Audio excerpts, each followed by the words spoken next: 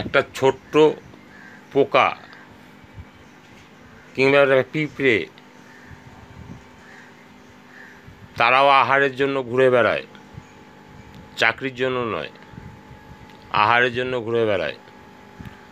ওই পিঁপড়ের সামনে একটা ভাঙা মুড়ি, হাফ মুড়ি দেবেন, ছোট্ট একটা পিঁপড়ে, ওই লাল পিঁপড়ে, ছোট্ট একটা কালো পিঁপড়ে, ওদের সামনে একটা ভাঙা মুড়ি দেবেন, মুড়ি যেটা খাই আমরা, মহা আনন্দে ঘাড়ে নিয়ে কি সুন্দর দৌড়বে। ও খাওয়ার জন্য রান্নাও বসায়নি, আর চিন্তা ভাবনাও করেনি, ঘুমও হয়নি, এরকম হয়নি। প্রত্যেকটা জীব আহার পাচ্ছে, এইটাই উপরওয়ালার সৃষ্টি।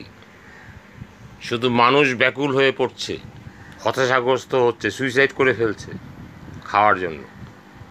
এটাই মানুষের ধর্ম। মানুষ মান এবং হুঁশ সব রেখেই তো মানুষ। তাই মানুষের ধর্মটা বুঝতে পারছেন? কোনো কীট পতঙ্গ, কোনো জীব অনাহারে থাকে না। গোটা দিন শেষে অন্তত একটু খাবার পাবে।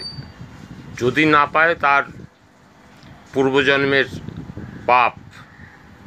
বাপকেও ছাড়ে না।